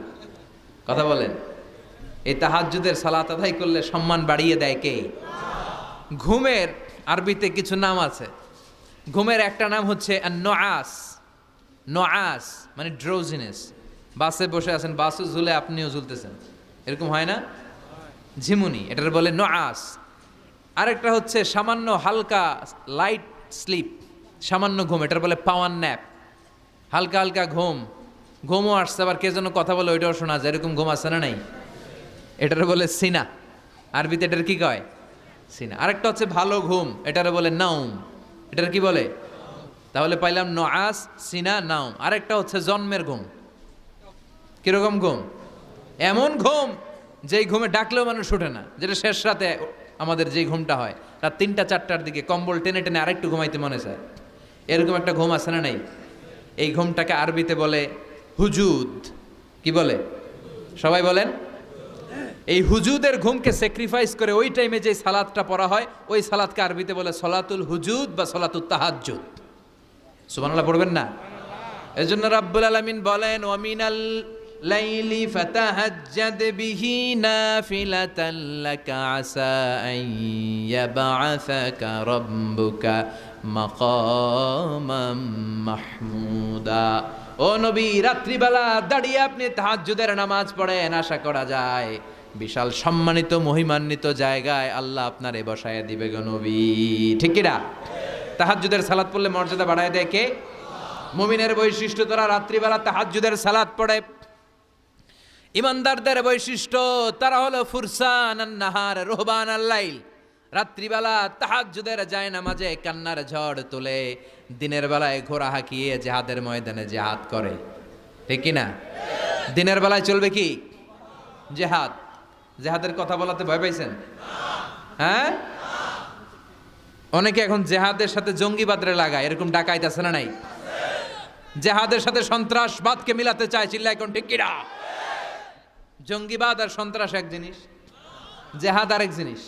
জেহাদরে ফরজ করছে কে? আর জঙ্গিবাদকে হারাম করেছে কে? জঙ্গিবাদকে দমন করার জন্য আল্লাহ তাআলা জেহাদের মতো বিধানকে ফরজ করেছেন। চিল্লায় বলেন ঠিক কিনা? যারা হকের পক্ষে, যারা কল্যাণের পক্ষে, যারা মানবতার পক্ষে, এরা হচ্ছে মুজাহিদ। আর যারা হক সহ্য করে না, মানবতাকে সহ্য করে না, শান্তির কথাকে সহ্য করে না, এরা হলো এক একটা জঙ্গি। চিল্লায় এখন ঠিক কিনা? আবু জাহেল ছিল জঙ্গি আর বিশ্বনবী ছিলেন মুজাহিদ। ফেরাউন ছিল জঙ্গি, মুসা আলাইহিস সালাম ছিলেন মুজাহিদ। নমরুদ ছিল জঙ্গি, সাইয়েদনা ইব্রাহিম ছিলেন মুজাহিদ। বাংলার জমিনেও যারা হকের কথা বলে তারা হচ্ছে মুজাহিদ।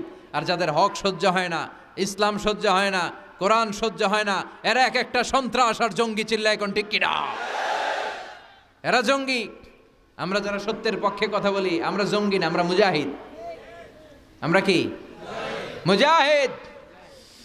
এজন্য মুমিনদের বৈশিষ্ট্য হলো রুহবানাল লাইল ফুরসানান নাহার। মুমিন বান্দারা দিনের বেলায় জিহাদের ময়দানে ব্যস্ত থাকে, রাতের বেলায় তাহাজ্জুদের যায় নামাজে চোখের পানি দিয়ে যায় নামাজ ভিজায়। রাতের আধারে যারা সেজদাতে রয়, দু চোখের শ্রুতে নদী যেন বয়। রাতের আধারে যারা সেজদাতে রয়, দু চোখের শ্রুতে নদী যেন বয়। ছলনার হাতছানি যতই আসুক, পেছনে ফিরেও সে তাকায় না। যাদের হৃদয়ে আছে আল্লাহর ভয়, তারা কবু পথ ভুলে যায় না। আল্লাহর প্রেম ছাড়া এই দুনিয়ায় কারো কাছে কোনো কিছু চায় না। চিল্লায় বলেন ঠিক কিনা? এজন্য বিশ্বনবীরে প্রথম প্রশিক্ষণ নিতে বললেন আল্লাহ, কুমিল্লাইলা ইল্লা কালিলা। ও নবী, বিশাল মিশন নিয়ে দুনিয়ার বুকে আপনি এসেছেন গো নবী। প্রথম প্রশিক্ষণ যেটা নিবেন, রাত্রিবেলায় দাঁড়িয়ে দাঁড়িয়ে তাহাজ্জুদের প্রশিক্ষণ। বিশ্বনবীর আদেশ করলেন কে? কিসের আদেশ? সবাই কন আরো জোরে। ওই মুহূর্তটা তাহাজ্জুদের সময়টা এমন সময়, ইয়ানজিলু রাব্বুনা ইলা সামাইদ দুনিয়া, রব্বুল আলামিন আরশের উপর থেকে দুনিয়ার আকাশে নেমে আসে মানে বিশেষ একটা মনোযোগ দেয়। আর দুনিয়াবাসীরা ডেকে ডেকে বলে, গোলাম আলামিন মুস্তাগফিরিনা গফির আলা, কার ক্ষমা লাগবে ক্ষমা চাও, সব গুনাহ আমি ক্ষমা করে দেব। আলামিন মুস্তারজিকিন আরজুকালা, কার কি লাগবে আমার কাছে চাও, সব আমি দিয়ে দেব। আল্লাহু আকবার। আলামিন মুস্তাকসিনাক সুলা, যার জামা দরকার জামা চাও জামা দেব, ক্ষমতা দরকার ক্ষমতা চাও ক্ষমতা দেব, নেককার স্ত্রী দরকার নেককার সন্তান দরকার সন্তান চাও সন্তান দেব। সব দেয়ার মালিক কে? কেউ যেটা পারে না পারে কে? কেউ যেটা দেয় না দেয় কে? কেউ যেটা বোঝে না বোঝে কে? আল্লাহ শেষ রাতে আম করে ডাকে, দেওয়ার জন্য ডাকে, কিন্তু চাওয়ার সময় আমাদের নাই। উনি দেওয়ার জন্য প্রস্তুত, কিন্তু এটা তো নেওয়ার লোক লাগবে। কথা কন। বিশ্বনবী তাহাজ্জুদের সময় দাঁড়িয়ে যেতেন ছোট্ট একটা ঘরে, চাটাইয়ের উপরে বিশ্বনবী মা এসে শুতেন, গাদাগাদি করে জায়গা নাই। মাঝরাতে বিশ্বনবী তাহাজ্জুদের জন্য দাঁড়াতেন, আল্লাহু আকবার বলে দাঁড়িয়ে যেতেন, নামাজ শুরু করে দিতেন। বিশাল বড় সূরা পড়তেন, কেরাত পড়তেন, রুকু করতেন, কিন্তু সিজদার জায়গায় সিজদা দেওয়ার জায়গা নাই। সিজদার জায়গায় মা এসা পা বিছিয়ে শুয়ে আছে। বুখারীর বর্ণনা, বিশ্বনবী সিজদায় যে হাত দিয়ে মা এসার পায়ের মধ্যে চিমটি কাটতেন, মা এসা বুঝতে পারতেন বিশ্বনবী এখন সিজদায় যাবে। সুবহানাল্লাহ পড়েন। মা এসা বুঝতে পেরে পা দুইটা সরিয়ে নিতেন, বিশ্বনবী সিজদা দিতেন। সিজদা দিয়ে বিশ্বনবী যখন আবার দাঁড়িয়ে যেতেন, মা আয়েশা পা বিছিয়ে আবার শুয়ে পড়তেন। কি ইবাদত ছিল বিশ্বনবীর! হাত্তা তাতাওয়াররামু খাদামা। মা আয়েশা বলতেন বিশ্বনবী দাঁড়িয়ে থাকতে থাকতে এত সময় ধরে তাহাজ্জুদের সালাত পড়তেন, ওনার পা গুলো ফুলে এরকম টিউমারের মতো মোটা হয়ে যেত। সুবহানাল্লাহ পড়বেন না? দাঁড়িয়ে থাকতে থাকতে বিশ্বনবীর পা গুলো টিউমারের মতো মোটা হয়ে যেত। প্রথম রাকাতে বাকারা আলে ইমরান পড়ে ফেলতেন। সুবহানাল্লাহ পড়েন। বিশ্বনবীর পা যেন ফেটে যাবে, এভাবে হাত বেঁধে দাঁড়িয়ে থাকতে থাকতে বিশ্বনবীর হাতগুলো বাঁকা হয়ে যেত, ব্যথা হয়ে যেত। বিশ্বনবী তখন হাত দুইটা ছেড়ে দিতেন। আবার যখন এনার্জি ফিরে পেতেন, যখন বিশ্বনবীর ভাল লাগতো, আবার হাত বাঁধতেন। পড়েন সুবহানাল্লাহ। তার মানে হাত ছেড়ে দিও নামাজ পড়া যায়। হাত ছেড়ে দিও। মালিকি মাযহাবের কিছু স্কলাররা ওনারা মত নিয়েছে, ওনাদের অনুসারীরা এরসাল করে। আমাদের দেশে কেউ বাঁধে এইভাবে, কেউ এইভাবে, কেউ এইভাবে। মালিকিরা বাঁধেই না, কে বাঁধবই না, কি করবি কর। আছে না নাই? আপনি যদি হজ করতে যান মক্কা মদিনায় এই আমলগুলো দেখতে পারবেন। এটা সুন্নাত একটা আমল। হাত ছেড়ে দিলেও যেখানে সালাত হয়ে যায় ওই জায়গায় কই বাঁধবে এই নিয়ে কিলাকিলি আছে না নাই? উপরে না নিচে, আমিন জোরে না আসতে, আছে না নাই? পেকুয়াতে মাশাআল্লাহ এগুলো নাই। হ্যাঁ, পেকুয়াতে এগুলো আছে। বিশ্বনবী লম্বা সময় দাঁড়িয়ে তাহাজ্জুদ পড়তেন। তাহাজ্জুদ পড়লে আপনার মর্যাদা বাড়ায় দিবে কে? সাইয়েদনা জিবরাইল বললেন, ইন্না শারাফাল মুমিন ফি কিয়ামিল লাইল। বিশ্বনবী বললেন, জিবরাইল এসে আমাকে বলে গিয়েছে মুমিনের মর্যাদা তাহাজ্জুদের নামাজের ভেতর। সুবহানাল্লাহ পড়েন। তাহাজ্জুদের নামাজ পড়লে মর্যাদা বাড়ায় দেয় কে? 2 নাম্বার কুরবাতুন ইলাল্লাহ। তাহাজ্জুদের নামাজ পড়লে আল্লাহর সাথে নৈকট্য বাড়িয়ে দেয় কে? আল্লাহর সাথে কানেক্টিভিটি আপনার বেড়ে যাবে। আমাদের দুনিয়াতে সব জায়গায় কানেক্টিভিটি আছে। এমপির সাথে হাত আছে, চেয়ারম্যানের সাথে হাত আছে, ওই এসআই এর সাথে হাত আছে, পুলিশের আইজির সাথে হাত আছে, কিন্তু আল্লাহর সাথে হাতটা নাই। কথা কন। আসল জায়গায় কানেকশন লাগানো দরকার। চিল্লায় বলেন ঠিক কি না? মান লাহুল মাওলা ফালাহুল কুল্লু। যে ব্যক্তি আল্লাহর হয়ে যায় গোটা বিশ্ব তার হয়ে যায়। যে সব জায়গায় যে ধর্ণা দেয় আল্লাহর কাছে ধর্ণা দেয় না, তার কোনো মর্যাদা নাই। আর যে ব্যক্তি সব দিক থেকে মুখ ফিরিয়ে আল্লাহর কাছে যায় গোটা বিশ্বের সবাই তার দিকে তাকিয়ে থাকে। এজন্য সম্পর্কটা লাগাইতে হবে কোন জায়গায়? তার মানে তাহাজ্জুদ পড়লে মর্যাদা বেড়ে যায়, আল্লাহর সাথে সম্পর্ক বেড়ে যায়। বিশ্বনবী বললেন, মানহাতুনা আনিল ইসিম। তাহাজ্জুদের নামাজ পড়লে তাহাজ্জুদের নামাজ আপনারে পাপ কাজ থেকে বাধা দিবে। সুবহানাল্লাহ পড়েন। তাহাজ্জুদ যারা পড়ে এরা পাপ কাজ করে না, চিল্লা এখন ঠিক কিনা? 4 নম্বরে মুকাফফিরাতুল লিসাইয়্যাত, পাপ আর অন্যায় যদি কিছু হয়েও থাকে তাহাজ্জুদের নামাজ পড়লে তাহাজ্জুদের নামাজ পাপগুলোরে ধুয়ে মুছে সাফ করে দেয়। এজন্য তাহাজ্জুদ পড়ার দরকার আছে না নাই? বিশ্বনবীরে বললেন আপনার প্রথম প্রশিক্ষণ হচ্ছে তাহাজ্জুদের প্রশিক্ষণ। কিসের প্রশিক্ষণ? এজন্য আল্লাহ বললেন ইয়া আইয়ুহাল মুযাম্মিলু কুমিল লাইলা ইল্লা কলিলা নিসফাহু আও ইনকুস মিনহু কলিলা আও জিদ আলাইহি ওয়া রাত্তিলিল কুরআনা তারতিলা। সুবহানাল্লাহ পড়ো। 1 নাম্বার প্রশিক্ষণ চলে গেল। 1 নাম্বার প্রশিক্ষণ কি ছিল? তাহাজ্জুদ। আওয়াজ করে বলেন না, কি ছিল? 2 নাম্বার প্রশিক্ষণ ওয়ারাত্তিলিল কুরআনা তারতিলা। ও নবী, মন গড়া কোরআন তেলাওয়াত করবেন না, যেমন মন চায় তেমন কোরআন পড়া যায় না। ওয়ারাত্তিলিল কুরআনা তারতিলা, তারতিলের সাথে তাজবিদের সাথে মাখারিজুল হুরুফ মেইনটেইন করে আপনি তারতিলের সাথে তেলাওয়াত করেন। যারা তারতিলের সাথে তেলাওয়াত করেন কিয়ামতের দিন আল্লাহ বলবে ইকরা ওয়ারতাকি ওয়ারাত্তিল কামা কুনতা তুরাত্তিলু ফিদ দুনিয়া। দুনিয়াতে যেমনে পড়েছো পড়ো, যত আয়াত পড়বা জান্নাতের বিল্ডিং তত লম্বা হয়ে যাবে। আল্লাহু আকবার। সাইয়েদনা আনাস রাদিয়াল্লাহু তাআলা আনহু ছিলেন বিশ্বনবীর খাদেম। সাইয়েদনা আনাসকে জিজ্ঞেস করা হলো কাইফা কানা কিরাআতু রাসূলিল্লাহ, ও আনাস বিশ্বনবীর কোরআন তেলাওয়াত কেমন ছিল? সাইয়েদনা আনাস বললেন কানাত কিরাআতুহু মাদ্দান, বিশ্বনবী টেনে টেনে কোরআন তেলাওয়াত করতেন। সুবহানাল্লাহ পড়েন। কিভাবে পড়তেন? টেনে টেনে টেনে টেনে কোরআন তেলাওয়াত করতেন। আবার বিশ্বনবীর স্ত্রী আমাদের আম্মা জান উম্মে সালামাকে জিজ্ঞেস করা হলো কাইফা কানা কিরাআতু রাসূলিল্লাহ, ও আম্মা জান বিশ্বনবীর কোরআনের তেলাওয়াত কেমন ছিল? তিনি বললেন কানা ইউকাত্তিউ কিরাআতাহু আয়াতান আয়া, বিশ্বনবী আয়াত আয়াত করে তেলাওয়াত করতেন। একটা আয়াত টেনে টেনে পড়তেন, শেষ করতেন, আরেকটা আয়াত ধরতেন, আবার শেষ করতেন। সুবহানাল্লাহ। কি তেলাওয়াত ছিল বিশ্বনবীর! বিশ্বনবীর কণ্ঠের তেলাওয়াত শুনে অনেক কাফের কালিমা পড়ে মুসলমান হয়েছে। সুবহানাল্লাহ আসতে বলেন। বিশ্বনবীর কণ্ঠের তেলাওয়াত শোনার জন্য শুধু মুমিনরাই পাগল ছিল না, আবু জাহেল, উতবা, শাইবা, ওয়ালিদ ইবনে মুগিরা এগুলোও পাগল ছিল। দিনের বেলা আবু জাহেল, উতবা, শাইবা বিশ্বনবীর বিরোধিতা করতো, আর রাত্রে বেলা লুকিয়ে লুকিয়ে বিশ্বনবীর কণ্ঠের তেলাওয়াত শোনার জন্য যেত। সুবহানাল্লাহ পড়বেন না?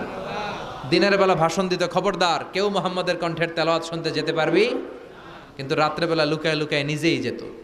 না জানি কত সুন্দর কণ্ঠ ছিল আমার নবীর, না জানি কি সুরের ঝংকার আর রহুরি খেলতো যখন নবী তেলাওয়াত করতো। সুবহানাল্লাহ পড়বেন না?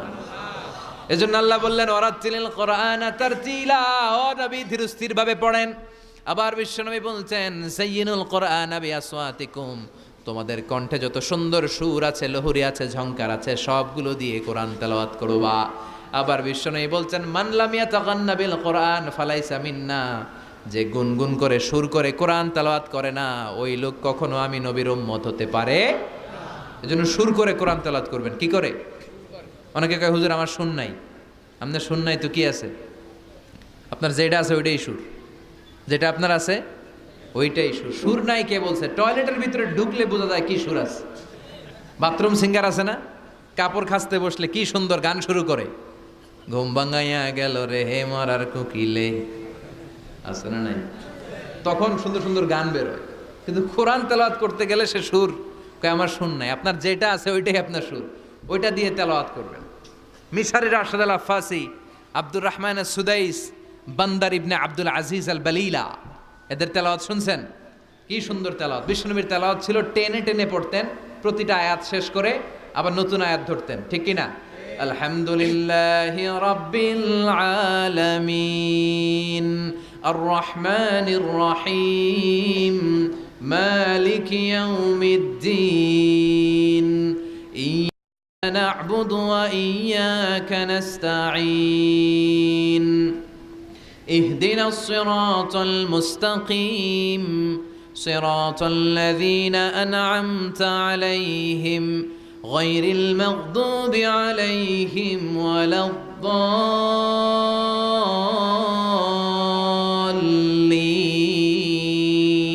পড়েন আমিন।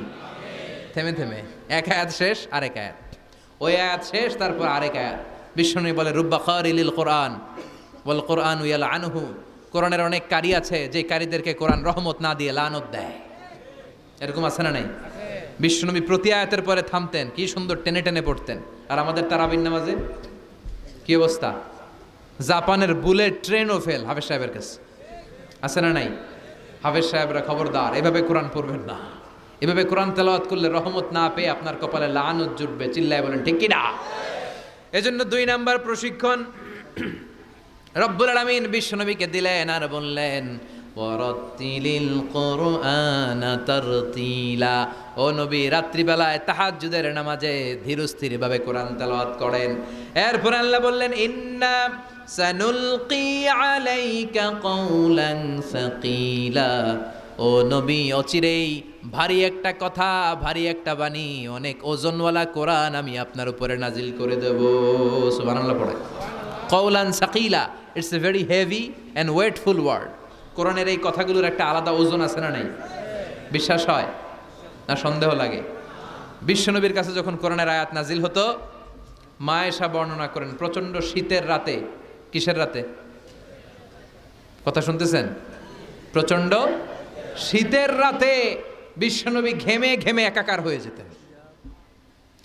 মাঘ মাসের শীত, মা আয়েশা বলে আমরা কম্বল গায়ে দিয়ে শুই, কিন্তু বিশ্বনবীর কাছে যখন কোরআন নাজিল হয় বিশ্বনবী ঘেমে ঘেমে একাকার হয়ে যেতেন। সুবহানাল্লাহ পড়ে।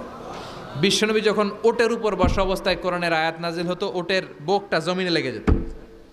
বিশ্বনবী ঘোড়ার উপরে বসা অবস্থা যখন কোরআনের আয়াত নাজিল হতো, ঘোড়ার পাগুলো জমিনের ভিতরে গেড়ে যেত। বিশ্বনবী মাঝে মাঝে অনেক সাহাবাদের রানের মধ্যে মাথা রেখে শুয়ে পড়তেন। ওই অবস্থায় যখন কোরআনের আয়াত নাজিল হতো, সাহাবারা বলতো আমাদের হাড্ডিটা ফেটে টুকরা টুকরা হয়ে যাবে, এরকম মনে হতো। তার মানে কোরআনের আয়াতের একটা ভার আছে না নাই? এজন্য রাব্বুল আলামিন বলেন লাউ আনজালনা হাযাল কুরআন আলা জাবালিন লারাআইতাহু খাশিআম মুতাসাদ্দিআম মিন খাশিয়াতিল্লাহ। ও নবী, কোরআনকে মানুষের উপর নাজিল না করে যদি পাহাড়ের উপর নাজিল করতাম, আপনি দেখতেন কোরআনের ভারে বড় বড় পাহাড়গুলো ভেঙে চুরে খান খান হয়ে যেত গো নবী। কোরআনকে যদি মাউন্ট এভারেস্টের উপর আল্লাহ নাজিল করতো, পাহাড়টা ভেঙে দুমড়ে মুচড়ে চূর্ণ বিচূর্ণ হয়ে যেত। চিল্লা এখন ঠিক কিনা? এজন্য আল্লাহ বললেন এটা অনেক ভারী একটা বাণী, এই বাণী আমি আপনার উপরে নাজিল করব। এরপর আল্লাহ বললেন ইন্না নাশিয়াতাল লাইলি হিয়া আশাদ্দু ওয়াতআন ওয়া মুকিলা। ও নবী, রাত্রিবেলা যদি আপনি তাহাজ্জুদের নামাজ পড়েন, আপনার মনোযোগায়নকে শক্তিশালী করে দিবে কে? আপনার কথা বলার যোগ্যতাকে মজবুত করে দিবে কে? কেন আপনি রাত্রিবেলায় তাহাজ্জুদ গুজার হবেন? কারণ ইন্নালাকা ফিন নাহারি সাবাহান তাবিলা। দিনের বেলায় অনেক ব্যস্ততা আছে না নাই? দিনের বেলায় মানুষগুলো কাজকর্ম নিয়ে ব্যস্ত হয়ে যায়, তখন অনেক গোলমাল। তখন নয়, রাত্রিবেলা তাহাজ্জুদ পড়েন, আপনার মর্যাদা বাড়িয়ে দিবে কে? এরপরে 3 নাম্বার প্রশিক্ষণের কথা আল্লাহ বললেন ওয়াযকুর ইসমা রাব্বিকা ওয়া তাবাত্তাল ইলাইহি তাবতিলা। প্রথম প্রশিক্ষণ তাহাজ্জুদের প্রশিক্ষণ। কিসের? দ্বিতীয় প্রশিক্ষণ মনোযোগের সাথে ধীরস্থিরভাবে কোরআন তেলাওয়াতের, তারতিলের সাথে কোরআন তেলাওয়াতের প্রশিক্ষণ। ঠিক কিনা? 3 নাম্বার প্রশিক্ষণ ওয়াযকুর ইসমা রাব্বিক, সব সময় রবের জিকির করবেন। জিকির চলবে কার? লা ইলাহা লা ইলাহা ইল্লাল্লাহু মুহাম্মাদুর রাসূলুল্লাহ সাল্লাল্লাহু।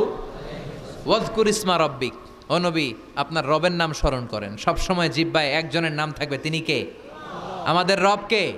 আল্লাহ আমারে রব, দমে দমে তনু মনে তারি অনুভব। পড়েন আল্লাহ আমারে রব, তোমারে দুনিয়াতে আমি যেদিকে তাকাই, অথই নিয়ামাতে ডুবে আছি সবাই। পাখ পাখালির গানে শুনি তাসবি কল রব, তাসবি কল রব। আল্লাহ আমারে রব। ওয়াযকুর ইসমা রাব্বিক, রবের নামকে স্মরণ করেন নবী। বিপদে পড়লে একজনের নামের জিকির চলবে, চিল্লায় বলেন তিনি কে? তার মানে 3 নাম্বার প্রশিক্ষণ নিতে বললেন, সব সময় একজনকে ডাকবেন, তিনি হলেন রব। এই কথা বলার পরে বিশ্বনবী দুনিয়ার বুকে যত দোয়া করতেন, তার বেশিরভাগ দোয়ার শুরুতে রবের নাম আছে না নাই? রব্বানা যালামনা আনফুসানা ওয়া ইল্লাম তাগফির লানা ওয়া তারহামনা লানাকুনান্না মিনাল খাসিরিন। আবার বিষ্ণু পড়তেন রব্বানা আতিনা ফিদ দুনিয়া হাসানাতাও ওয়া ফিল আখিরাতি হাসানাতাও ওয়া কিনা আযাবান নার।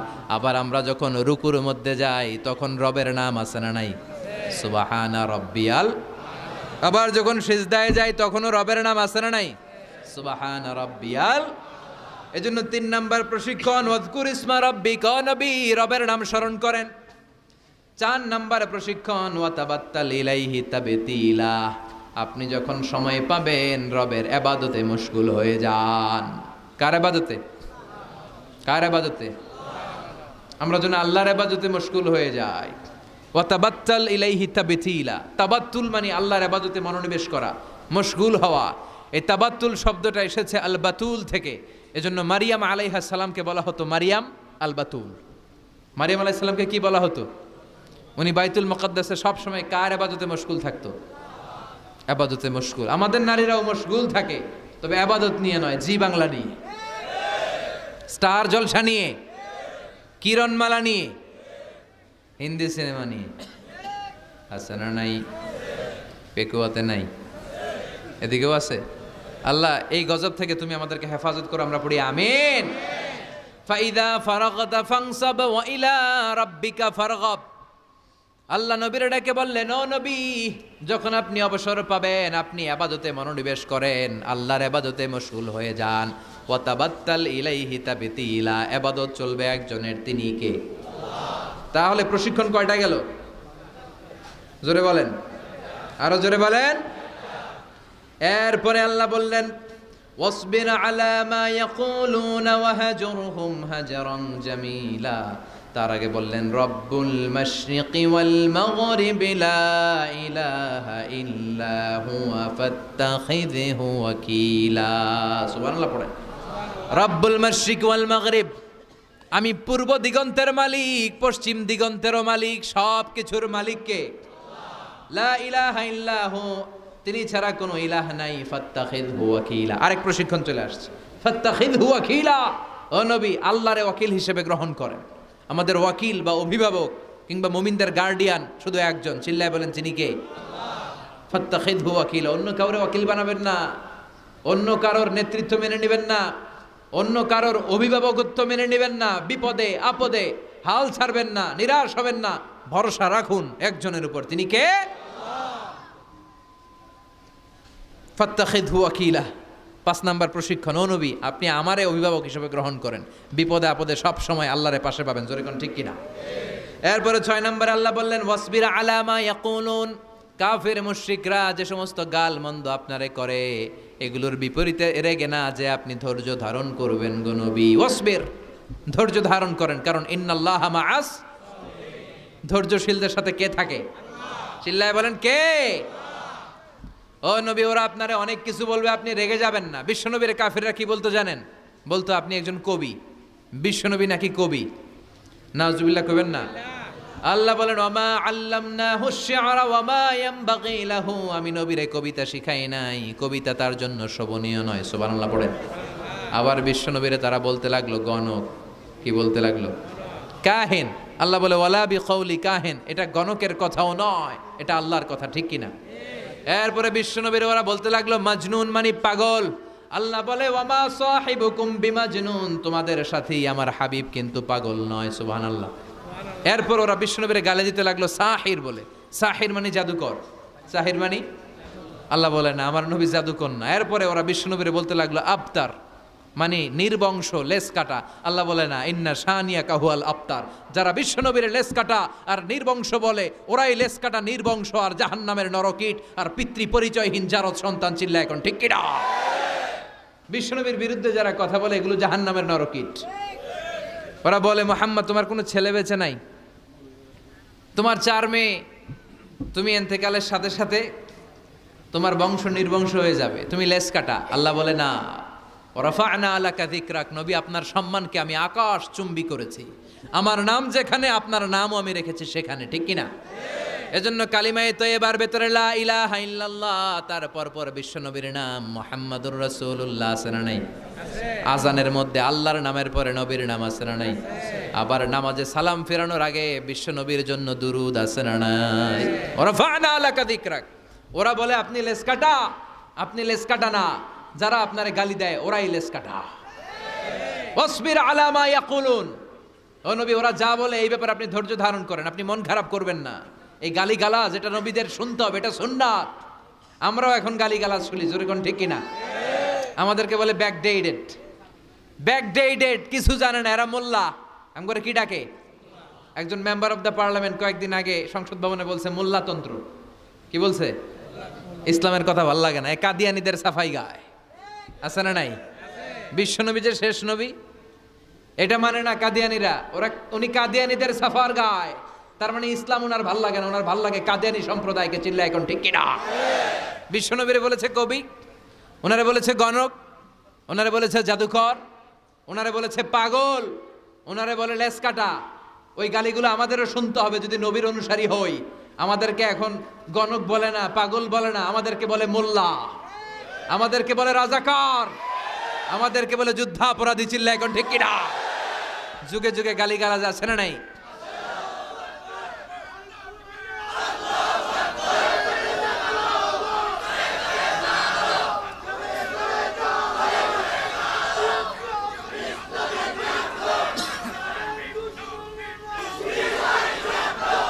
আমাদেরকে যেই ট্যাগই লাগাক না কেন, আল্লাহ বলেন ওয়াসবির, গালি দেখ, মন্দ কথা বলুক, হুমকি ধমকি দেখ, ওয়াসবির, ধৈর্য ধারণ করো, কারণ ইন্নাল্লাহা মাআস, ধৈর্যশীলদের সাথে আল্লাহ রয়েছেন।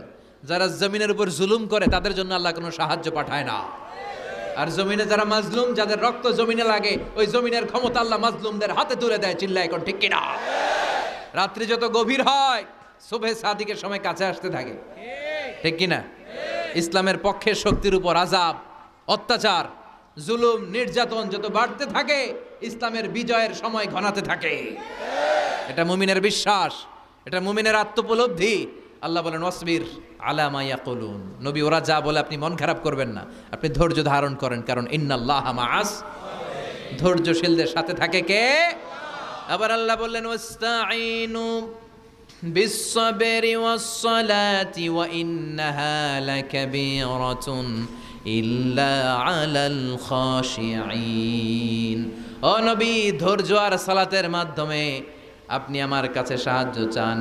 ফাসবির কামা সাবারা উলুল আজমি মিনার রসুল। ও নবী, আপনার আগে সাইয়েদনা ইব্রাহিম, সাইয়েদনা নূহ, সাইয়েদনা মূসা, ঈসা যেইভাবে ধৈর্য ধারণ করেছে আপনাকেও ধৈর্য ধারণ করতে হবে, ঠিক কিনা? এজন্য বিচলিত হওয়া যাবে? ভয় লাগে আপনাদের? হাল ছাড়া যাবে? ইসলামের পক্ষে থাকার দরকার আছে না নাই? ধৈর্য ধারণ করলে সাহায্য আর গায়েবী মদত পাঠাবে কে? ওয়াসবির আলা মা ইয়াকুলুন, নবী ওরা যা বলে এই ব্যাপারে ধৈর্য ধারণ করেন। এরপর আল্লাহ বললেন ওয়াহজুরহুম হাজরান জামিলা, ওদেরকে আপনি পরিত্যাগ করেন, এড়িয়ে চলেন।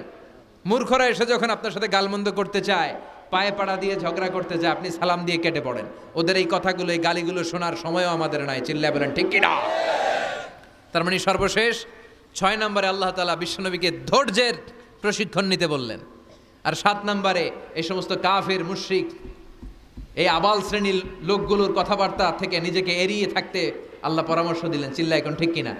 ওয়া ইযা খাতাবাহুমুল জাহিলুনা ক্বালু, মূর্খরা যখন আল্লাহর প্রিয় বান্দাদের সাথে ঝগড়া করতে আসে, আল্লাহর প্রিয় বান্দারা জানে এদের সাথে ঝগড়া করার টাইম আমাদের নাই, তাই ক্বালু সালামা, মুমিন বান্দারা সালাম দিয়ে ওদের কাছ থেকে কেটে পড়ে, ঠিক কিনা? তাহলে 6 নম্বর আল্লাহ বললেন সাবর, ধৈর্যের দরকার আছে না নাই? ধৈর্য ধারণ করার শক্তি দাও গো মেহেরবান, আমায় দাও গো মেহেরবান। বুকের ভেতর ব্যথার নদী বইছে অবিরাম, বইছে বইছে অবিরাম। ধৈর্য ধারণ করার শক্তি দাও গো মেহেরবান, আমায় দাও গো মেহেরবান। পড়েন আমিন। এজন্য তাহাজ্জুদ গুজার হতে হবে। রাজি আছো মুসলমান? 1 নাম্বার প্রশিক্ষণ, তাহাজ্জুদের সালাত পড়তে হবে। মর্যাদা বাড়িয়ে দিবে কে? 2 নম্বরে সুন্দরভাবে তার তিলের সাথে কোরআন তেলাওয়াত করতে হবে, সওয়াব দিবে কে? 3 নম্বরে রব্বুল আলামিন বললেন ওয়াজকুর ইসমা রাব্বিক, সব সময় জিকির চলবে কার?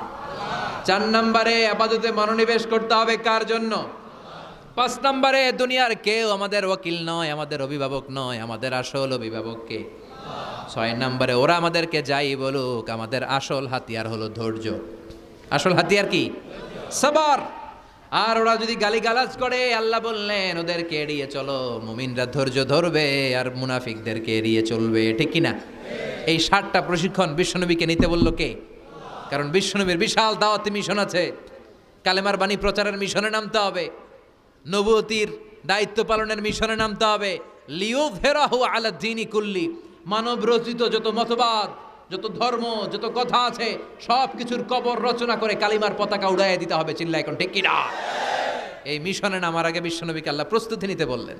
আল্লাহ বললেন প্রিপেয়ার ইউরসেলফ, নবী আপনি প্রস্তুতি নেন। দেখবেন সব কাজের আগে প্রস্তুতি লাগে, লাগে না? কথা বলেন।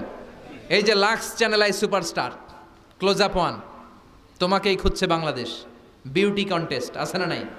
দেখবেন এই প্রোগ্রামগুলোর আগে প্রতিযোগীদেরকে হোটেলে নিয়ে ওরা গ্রুমিং করে। কি করে? 1 মাস 2 মাস গ্রুমিং করার পরে এরপরে গালা রাউন্ড, ফাইনাল রাউন্ডে এরা যায়। ওইটা বড় মিশন। ওই মিশনে যাওয়ার আগে গ্রুমিংয়ের দরকার আছে না নাই? প্রিপারেশনের দরকার আছে না নাই? তাহলে মুমিন থাকবে সদা প্রস্তুত। চিল্লা এখন ঠিক কিনা? আমরা আখিরাতের জন্য প্রস্তুত, আমরা মরণের জন্য প্রস্তুত, আমরা বিজয়ের জন্য স্যাক্রিফাইস করতে প্রস্তুত। চিল্লা এখন ঠিক কিনা? আমরা যেন সদা জাগ্রত, সদা সজাগ থাকি, প্রস্তুত থাকি। এটাই আল্লাহ বলতে চাইলেন সূরাতুল মুজাম্মিলে। আল্লাহ আমাদের সবাইকে কথাগুলো বুঝার ও আমল করার তৌফিক দান করুক। আমরা পড়ি আমিন। প্রচারের স্বার্থে চ্যানেলটি সাবস্ক্রাইব করুন। নতুন ভিডিও পেতে বেল বাটনে ক্লিক করুন।